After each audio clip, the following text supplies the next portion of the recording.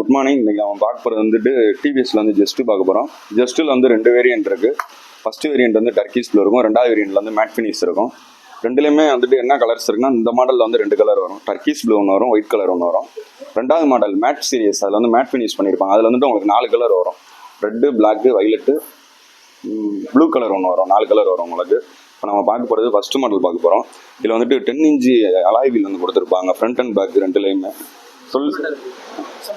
SMW wheel வந்து கொடுத்துருப்பாங்க உங்களுக்கு.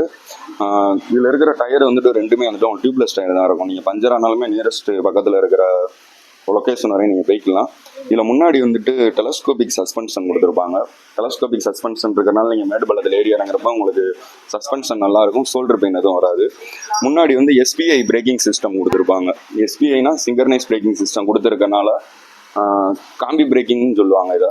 அதாவது நீங்கள் ஒரு பிரேக் அப்ளை பண்ணிங்கன்னா ஃப்ரண்ட் அண்ட் பேக் 2 பிரேக்குமே ஈவனாக அப்ளை ஆயிரும் உங்களுக்கு. முன்னாடி வந்துட்டு உங்களுக்கு கேலஜன் பல்பு கொடுத்துருப்பாங்க. சைடு 2 இண்டிகேட்டருமே வந்துடும் உங்களுக்கு. இதில் முன்னாடி வந்துட்டு டிஸ்பிளே வந்துட்டு அனலாக் டிஸ்பிளே கொடுத்துருப்பாங்க. இதில் வந்துட்டு உங்களுக்கு நீங்கள் போகிற ஸ்பீடு அந்த இது காட்டும் உங்களுக்கு. இதில் வந்துட்டு ஃபியூல் டேங்க் அந்த கெப்பாசிட்டி வந்து உங்களுக்கு வந்துட்டு 5 லிட்டர் கொடுத்துருப்பாங்க. அந்த ரெட் கலர் கோடுக்கு மேலே தான் மேக்ஸிமம் நீங்கள் பெட்ரோல் வச்சுருக்கணும்.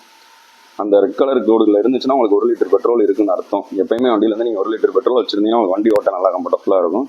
அது மாதிரி இதில் இண்டிகேட்டருக்கு அலாரத்துக்கு வந்து சைடு 2 இது மென்ஷன் பண்ணியிருப்பாங்க. ப்ளஸ் இதில் வந்துட்டு இன்ஜின் ஸ்விட்ச் கொடுத்துருப்பாங்க. இது இருக்கிறனால மாலு ஃபங்க்ஷன் கொடுத்துருப்பாங்க. இது இருக்கிறனால என்ன ஆகுதுன்னா, இது வந்து ரன்னிங் டைம் வண்டி இப்போ ஆனில் இருக்கிறப்ப எரியும். நீங்கள் ரன்னிங் டயத்தில் இருக்கிறப்ப வந்துட்டு இந்த லைட் வந்து ஆஃப் ஆயிடணும் உங்களுக்கு. அப்படி உங்கள் வண்டியில் நீங்கள் ரன்னிங் டயத்துலேயுமே அது எரிஞ்சிட்டே இருக்குன்னா வண்டியில் வந்து ஏதோ மிஸ்டேக் இருக்குதுன்னு அர்த்தம். அப்போ என்ன செய்வாங்கன்னா, உள்ள சென்சார் இருக்கும், அதில் கனெக்ட் பண்ணி என்ன பிரச்சனை வண்டியை பார்த்து சரி பண்ணி கொடுப்பாங்க. இதோட வண்டியோட வெயிட் வந்துட்டு உங்களுக்கு 103 கிலோ இருக்கும். வண்டியோட வீல் பேஸ் 2 வீலுக்கு இடைப்பட்டது வந்துட்டு 1250 mm கொடுத்துருப்பாங்க. இதோட கிரவுண்ட் கிளியரன்ஸ் வந்து 178 mm இருக்கும் தரையில இருந்து. நீங்கள் எவ்வளோ பெரிய மேடு பள்ளத்தில் ஏறி இறங்கினாலும் உங்களுக்கு அடியிலேருந்து உரசாது. அது மாதிரி இதில் முன்னாடி வந்துட்டு 2 லிட்டர் க்ளோ பாக்ஸ் கொடுத்துருப்பாங்க.